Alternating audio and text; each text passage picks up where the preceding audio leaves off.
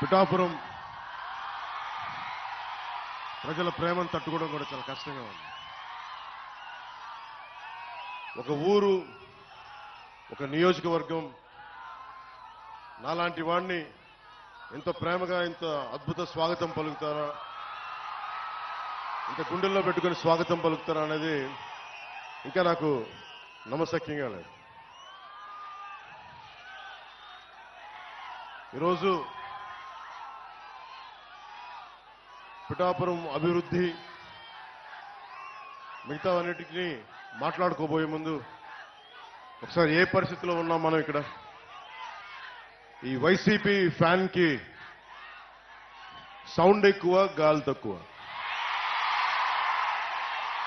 So ఆ sound ఎక్కువ, గాలి తక్కువ ప్రభుత్వం గురించి మాట్లాడుకోబోయే ముందు నేను ప్రత్యేకించి మన పిఠాపురం నేల యొక్క విశిష్టత, దీని ప్రాముఖ్యత, అలాంటి నేలకి పెద్దలు తెలుగుదేశం ఇన్ఛార్జ్ శ్రీ వర్మ గారు ముందుకొచ్చి బలమైన నాయకులైంది కూడా పొత్తు ధర్మం ప్రకారం ఆయన పోటీ నుంచి తప్పుకొని పొత్తు ధర్మంలో జనసేనని గెలిపించే బాధ్యత వారు తీసుకున్నందుకు ప్రత్యేకించి వర్మ గారికి నా హృదయపూర్వక ధన్యవాదాలు తెలుపుకుంటా ఉన్నా.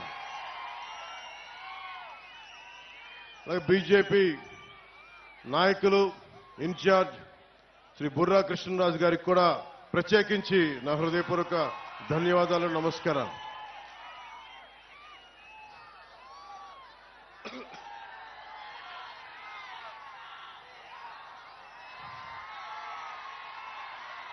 ఇది పిఠాపురం పోటీ చేయాలి అని నేను కల్లో కూడా ఊహించలేదు.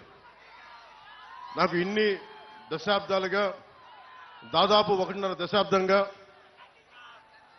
సమస్యల మీద పనిచేసుకోవడం తెలుసు తప్ప నేను ఒక పోటీ చేయాలి, నేను ఒక నియోజకవర్గాన్ని ఎస్టాబ్లిష్ చేసుకోవాలి, స్థాపించుకోవాలి అన్న ఆలోచన నాకు రాలేదు. ఎప్పుడైనా సరే ప్రజలు ఎక్కడ ఉన్నా సరే, అది ఆదిలాబాద్ తాండాల్లో ఉన్నా, నల్గొండ ఫ్లోరోసిస్ వ్యాధులున్నా తెలంగాణలో, అలాగే ఉత్తరాంచల్లో గంగా ప్రవాహానికి అడ్డొచ్చే మనకి విద్యుత్ కేంద్రం ప్రాజెక్టుల గురించి, వాటి గురించి అయినా సరే, ఆంధ్రప్రదేశ్లో ఏ మూల సమస్య వచ్చినా, ఒక ఉద్దానం సమస్య కానీ, ఎలాంటి సమస్య వచ్చినా, క్యాపిటల్ సమస్య కానీ, మన ఉప్పాడ తీర ప్రాంతం సమస్య కానీ, సముద్ర కోతకు గురై ఉప్పాడ తీర ప్రాంతపు సమస్య కానీ, ఏదైనా సరే నేను సమస్యని నాది అనుకున్నాను తప్ప ఇది నా నియోజకవర్గం అనుకోలేదు. అలాంటిది నన్ను మీరందరూ కోరి 1,00,000 మెజారిటీతో గెలిపించకపోతే మాది పిఠాపురమే కాదు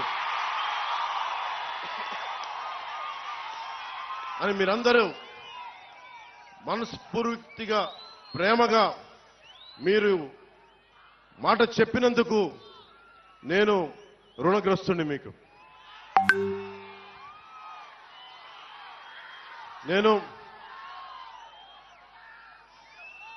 ఎక్కువ మాటలు చెప్పే వ్యక్తిని కాదు. ఒక మాట చెప్పానంటే ప్రాణం పోవాలి కానీ మాట వెనక్కి తీసుకోండి.